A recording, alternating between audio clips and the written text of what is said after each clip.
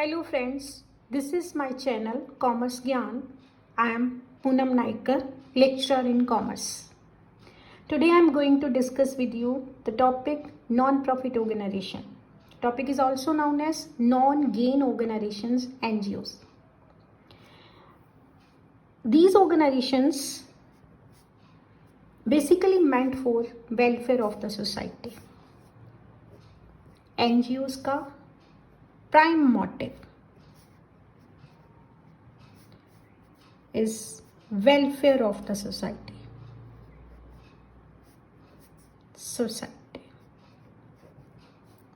ऐसी कौन सी ऑर्गेनाइजेशंस हैं जो हम अपने सराउंडिंग्स में देखते हैं? ऐसी organisations charitable hospitals,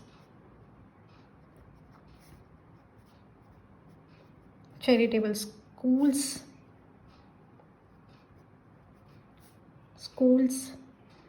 colleges, youth club, sports club etcetera. हम अपनी सराउंडिंग्स में ऐसी बहुत सारी ऑर्गेनाइजेशंस देखते हैं जो नॉन प्रॉफिट ऑर्गेनाइजेशंस होती हैं.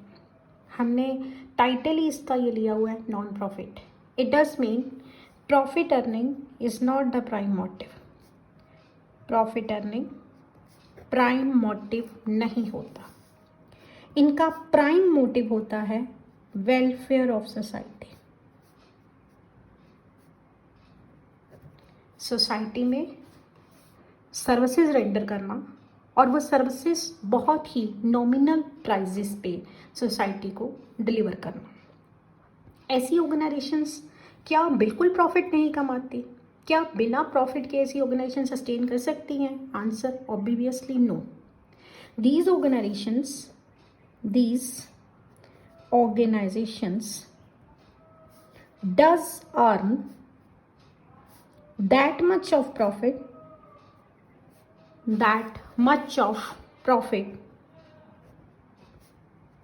which is sufficient to continue their services,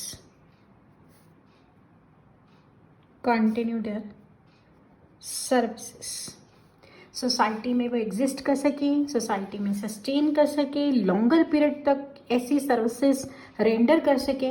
इतना तो प्रॉफिट वो जरूर कमाते हैं. It does mean little bit profit कमाना जरूरी है सो दैट ऐसी सर्विसेज लॉन्गर पीरियड तक डिलीवर की जा सके. Then what is the difference? हमारा टॉपिक तो अकाउंटिंग ट्रीटमेंट है ना इनका. तो what is the difference between profit organisation and non profit organizations? I am going to tell you accounting reference, accounting treatment. Accounting treatment में I am going to describe it with parallel difference. Profit organization एक तरफ, non profit organisations second तरफ. तो क्या होता है, ये जो नॉन प्रॉफिट ऑर्गेनाइजेशन है, this is one of the important topic of 12th standard CBSE.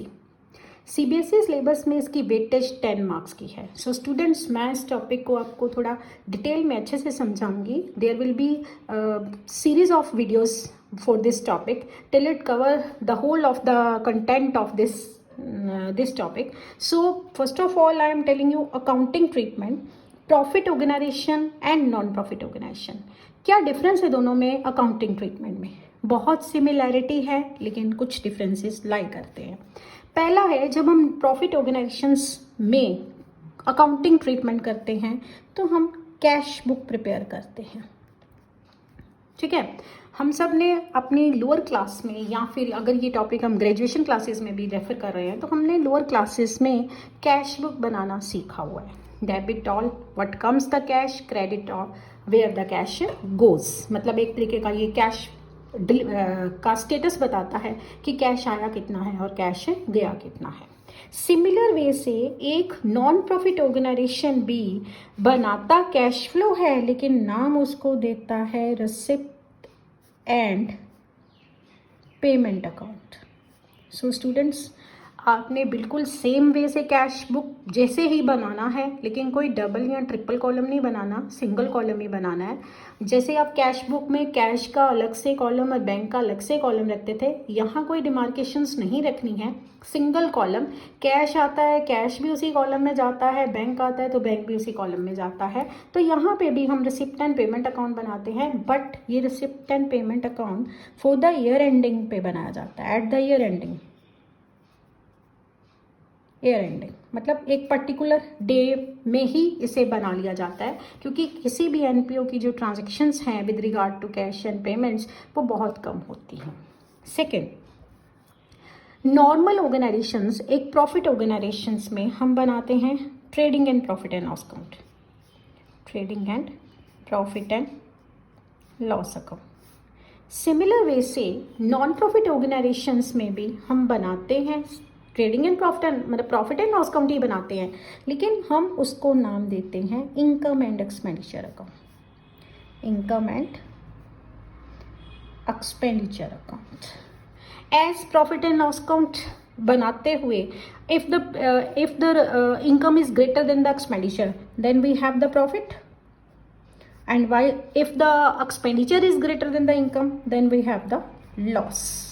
Either we have the profit or we have the loss. Similar way, thereby if income exceeds the expenditure, profit होगा। अगर income ज़्यादा है और expenditure कम है, profit होगा, लेकिन उस profit को हम नाम देंगे surplus, we will call it as a surplus.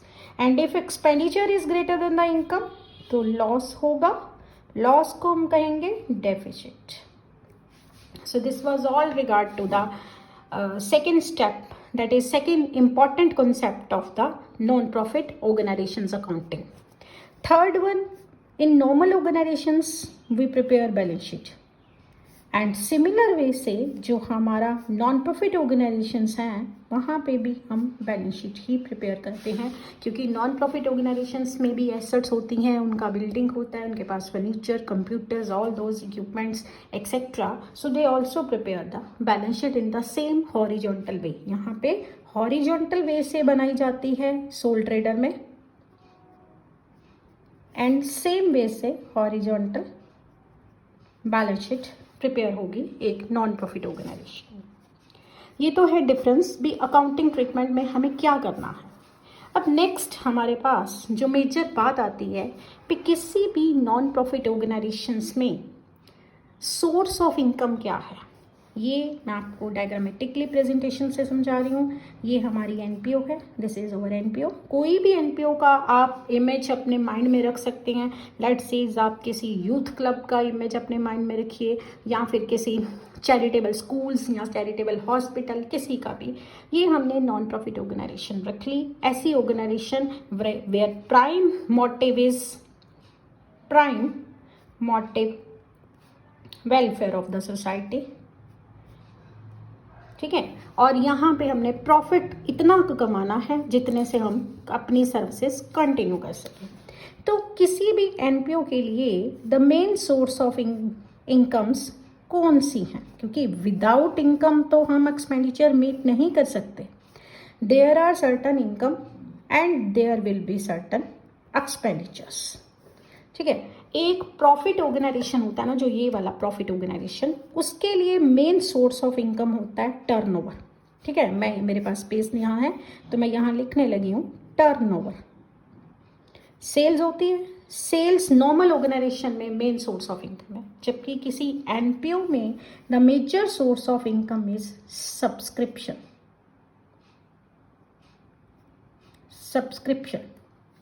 हम किसी भी एनपीओ के मेंबर्स बनते हैं तो हम उस एनपीओ की सर्विसेज लेते हैं।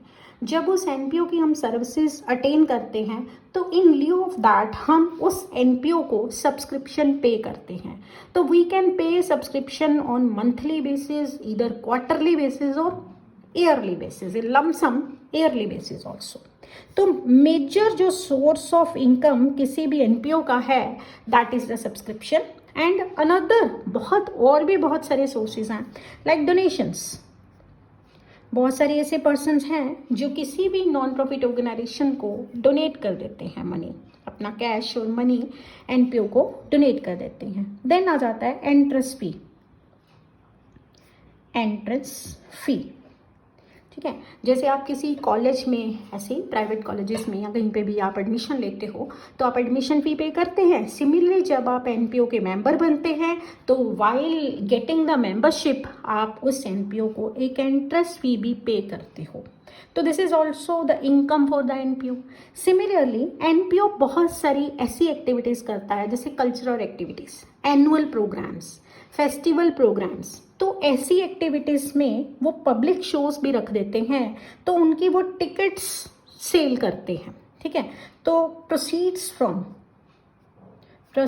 फ्रॉम सेल ऑफ टिकट्स, कोई भी एक्टिविटी उन्होंने रखी, उन्होंने मैच करवाया तो प्रोसीड्स फ्रॉम मैच टिकट्स, उन्होंने कल्चर एक्टिविटीज़ करवाई तो proceeds from culture activities.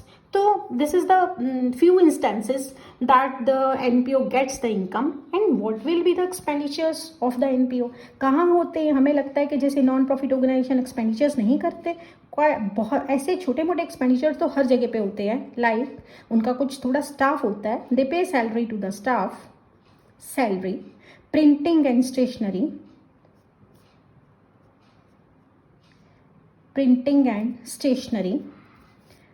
cleaning expenditure, rent of the building if they don't have their own building or they have acquired some buildings on rental basis, then they have to pay the rent, etc.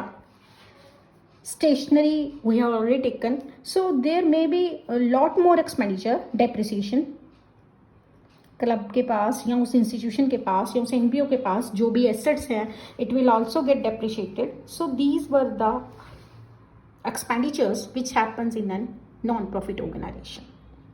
तो इन topics, इन income और expenditure को हम अपने view में रखते हैं। और हमारा जो आज का टॉपिक ऑफ डिस्कशन इंट्रो के बाद, we should not talk too much about intro etc.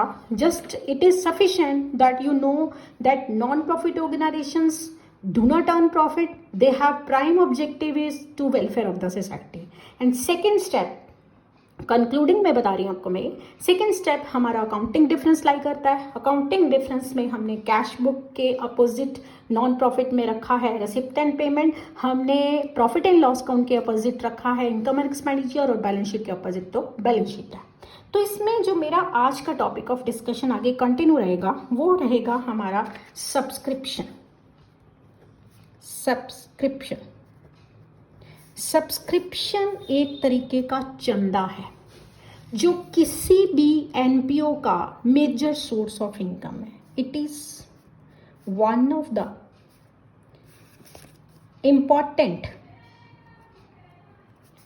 और major source of income for NPO, right? Those persons who want to become the member of a NPO, they have to pay the subscription. तो subscription का जो accounting treatment है वो हमें calculations करने के लिए हमारे 3 स्टेजेस हमें रेफर करनी है। इसके 3 स्टेप्स हैं जिससे हम एनपीओ का सब्सक्रिप्शन का अमाउंट फाइंड करते हैं। पहला केस जो मैं आपको बताने जा रही हूँ, केस नंबर 1।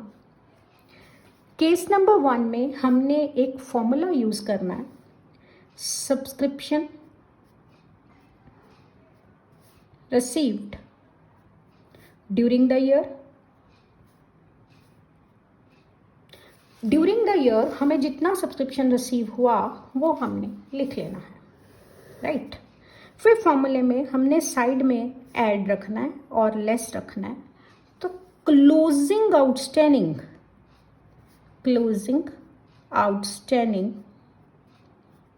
क्लोजिंग, अगर हमारा रेलिवेंट ईयर, इफ वो रेलिवेंट ईयर इज 2020, ठीक है, for example relevant year is 2020, then closing outstanding will be of 31st March 2020. Closing outstanding will be added. Opening outstanding 31st March 2019.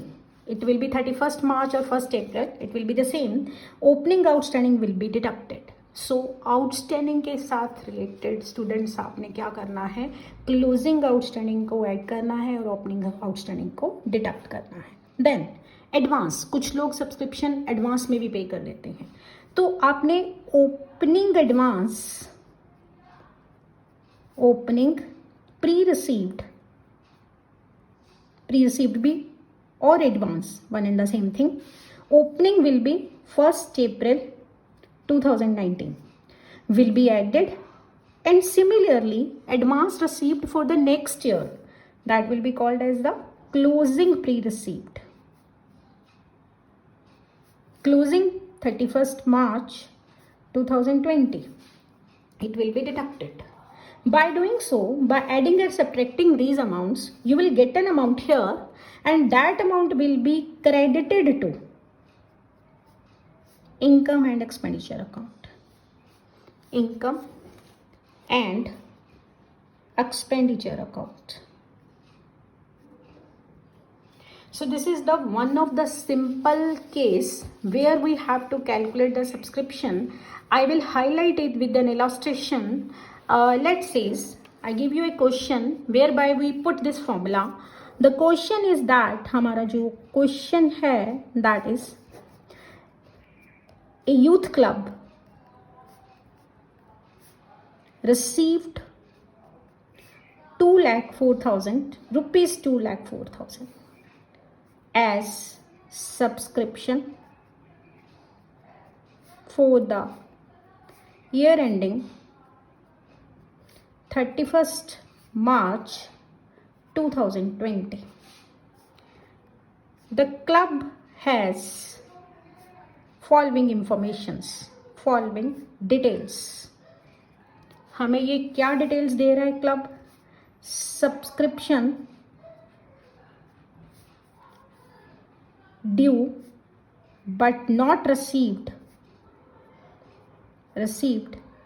as on 31st March 2020, rupees 10,000. Next, subscription due but not received as on 31st March 2019. ये 19 का है और ये 20 का है. 31st March 2019, it is 5,000. Next, subscription received in advance. It will be called as pre-received or received for the coming year. ऐसे किसी भी वर्ड से रेफर कर सकता है. Received in advance as on 31st March 2019, 2,000. Subscription received in advance as on 31st March 2020, 1,000. मैंने यहाँ पे 4 अमाउंट्स लिए हैं. तो कैलकुलेट सब्सक्रिप्शन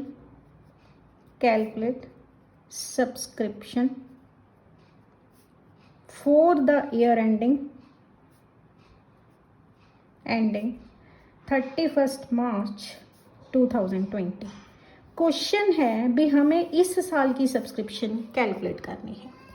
तो ये जो फॉर्मूला अबव फॉर्मूला मैंने डिस्क्राइब किया, इस फॉर्मूले के बेसिस पे हम इसे सॉल्व करेंगे. सबसे पहले लेंगे सब्सक्रिप्शन रिसीव्ड. सब्सक्रिप्शन रिसीव्ड की एक बेसिकली और भी बात बताती हूँ. वैसे तो रिसीव्ड वर्ड दिया होता है, बट रिसीव्ड वाली जो अमाउंट होती है वो बाकी सारी अमाउंट से कंपैरेटिवली बड़ी होती है. तो पूरे क्वेश्चन में सबसे बड़ी अमाउंट है 2,04,000. कंपैरेटिवली ये बड़ी होती है, बट रिसीव्ड वर्ड भी दिया होता है. फॉर्मूले को मेमोराइज कर लेना है. साइड पे ऐड और लेस लिख देना है. साइड पे ऐड और लेस लिख दिया तो क्लोजिंग आउटस्टैंडिंग प्लस कर देंगे ओपनिंग आउटस्टैंडिंग माइनस कर देंगे. ओपनिंग एडवांस प्लस कर देंगे, क्लोजिंग एडवांस माइनस कर देंगे। ठीक है, तो यहाँ ओपनिंग और क्लोजिंग क्या होगा, अगर हमारा रेलेवेंट ईयर 2020 है तो 20 क्लोजिंग होगा, 19 ओपनिंग होगा। तो जहाँ जहाँ 20 लिखा है वो हमारा क्लोजिंग है, ये 20 लिखा है ना, तो दिस इज क्लोजिंग। ये हमारा closing due but not received, due but not received means outstanding. ये 10,000 क्लोजिंग आउटस्टैंडिंग है, we have to add it. Next हमारे पास subscription due but not received on 31 March 2019, 19 will be opening, opening outstanding हमने deduct करना है, minus कर दिया हमने इसे। नेक्स्ट है 2000 की अमाउंट आती है, subscription received in advance on 31 March 2019, 19 में हमें जो मिला था ऑब्वियस है उन्होंने पहले पे कर दिया था और उन्होंने इस वाले ईयर के लिए ही दिया होगा, तो वो ओपनिंग एडवांस प्लस हो गया। नेक्स्ट आ जाता है subscription received in advance as on 31 March 2020, 2020 में जिन लोगों ने सब्सक्रिप्शन पे किया ऑब्वियस है they have paid it for 2021, तो ये अगले साल का है, क्लोजिंग एडवांस है, क्लोजिंग एडवांस को हम माइनस करते हैं, आई डिडक्टेड इट। सो अब आप इसे ऐड लेस कर लीजिए, तो ये हमारे पास अमाउंट आ जाती है यहाँ पे 2,10,000।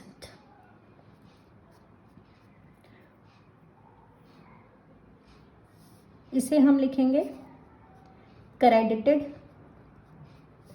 To income and expenditure account.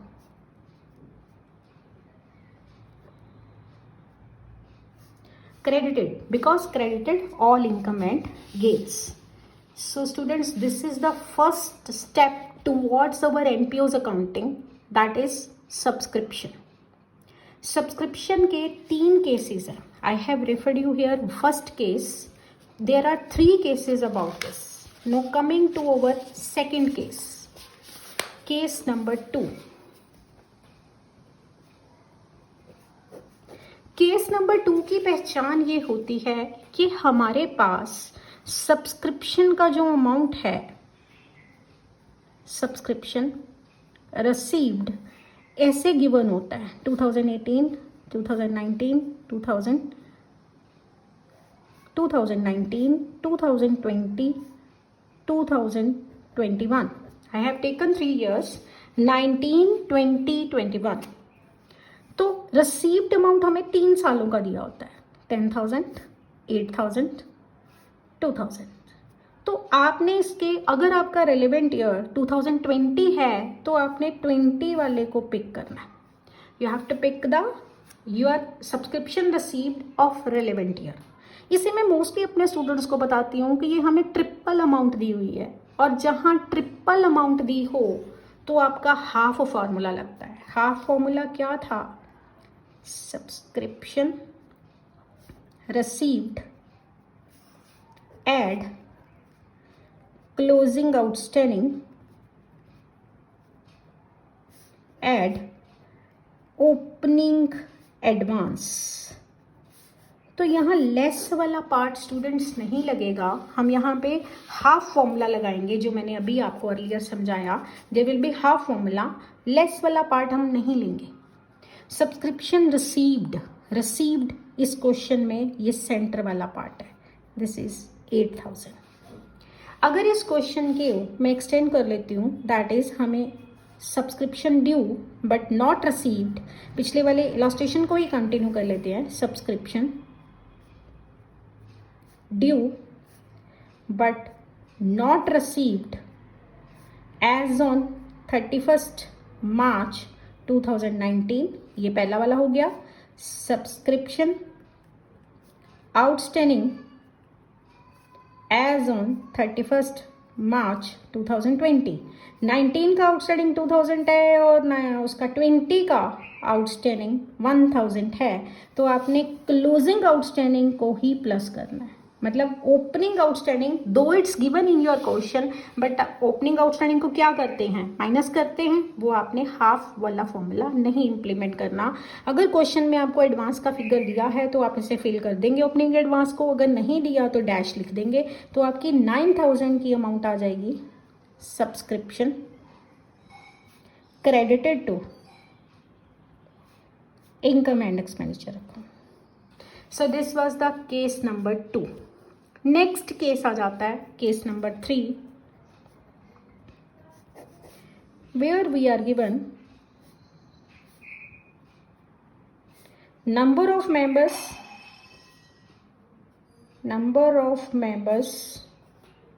of a club of NPO and rate of subscription.